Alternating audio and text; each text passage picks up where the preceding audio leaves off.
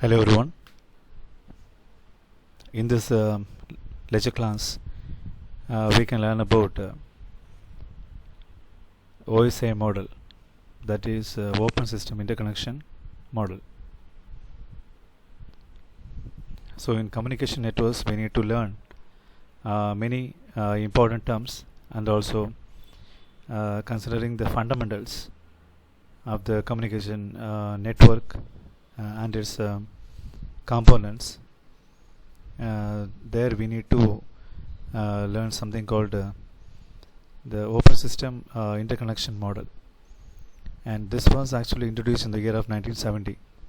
The purpose of the model is that every system can able to communicate wherever they are, whatever the logic in which it is having, or whatever the hardware in which it was being designed. So irrespective of the hardware and software, we can able to make communication between two systems, and that is possible with this OSI model. That is why it takes more importance in communication. And in this OSI model, we are having 7 layers, starting with the physical layer, data link layer, network layer, transport layer, session layer, presentation layer, and application layer. And here the physical layer and also the application part both makes the more impact in our functionality. And here we can see that two systems available. One is considered as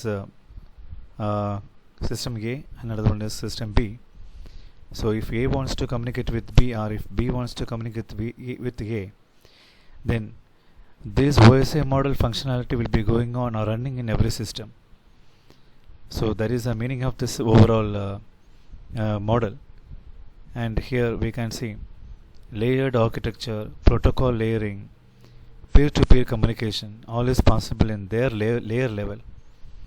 So the working process running on the network layer in one system will be the same the network layer process running in the next system in the receiving end. So there is a part here.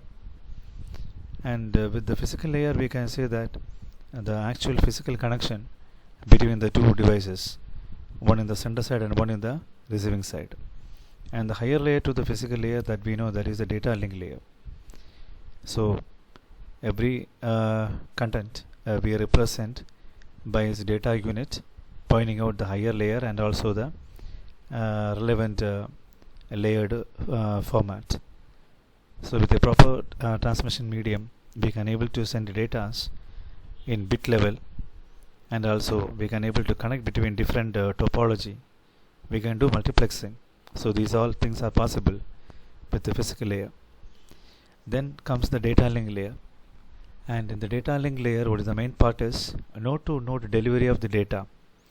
So we know that in communication networks we are having a lot of LANs, and every LAN will be connected to the routers, and every system connected to the network, we can say that these were the node available. And in this data link layer, we have two layers. One is logical link control and one is medium access control.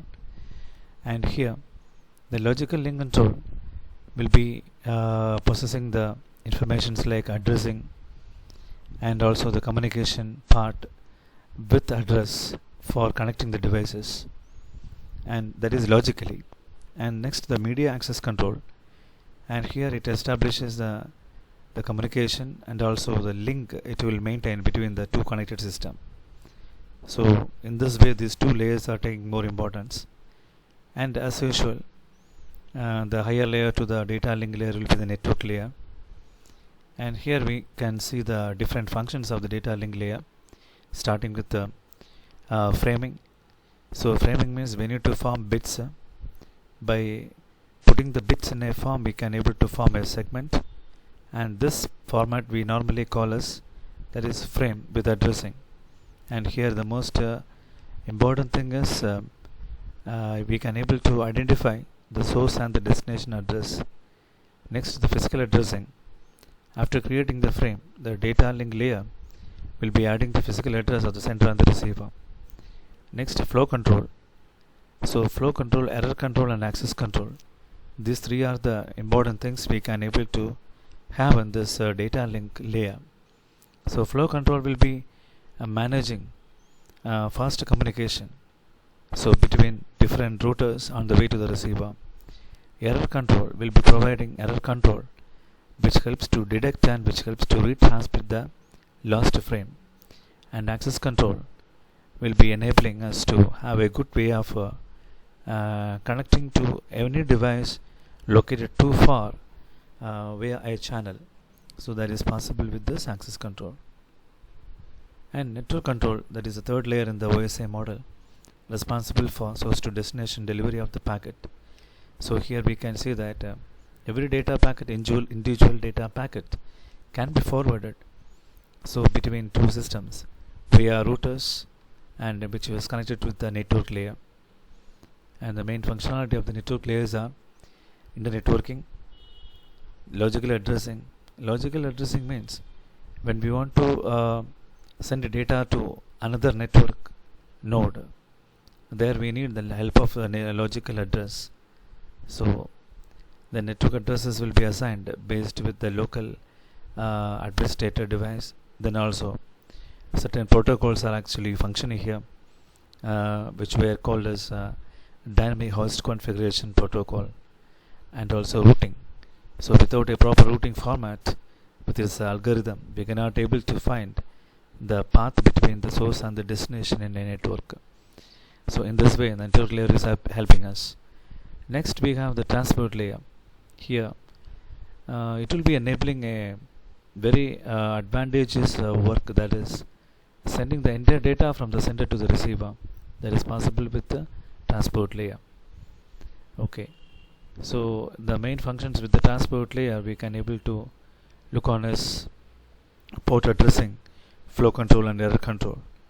So port addressing means identifying the port numbers and enabling the process function which need to get run on every system based on our application. So the computers will be running the several processes, and the transport layer header will be including the port address in order to identify that. Then what we have is the flow control, so which will be facilitating a correct way of without delay, without any other difficulties, we can able to send data between the sender and the receiver. And then we have the error control, and here we ensure about without error we can able to send and receive data.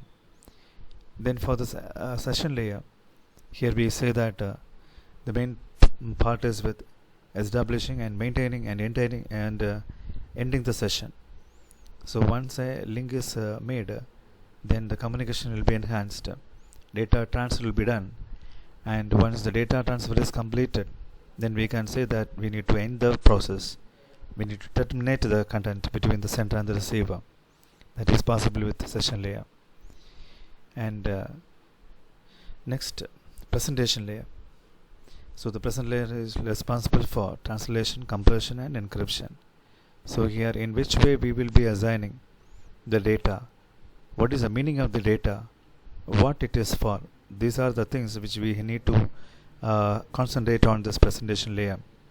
So data presentation or translation, we can say, which ensure that the data being sent is in the correct format when it has been received.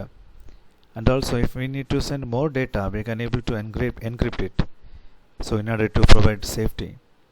And when burst of data we need to send, then we can able to reduce the size of the data in bit format, so that we can able to enhance the data compression. And at the last, we can say about the application layer. And application layer will be providing user interface and surface communication. And here the example we can say is email, file transfer and accessing the World Wide Web. So these are the important functionality with the application layer. So that's all in the class today.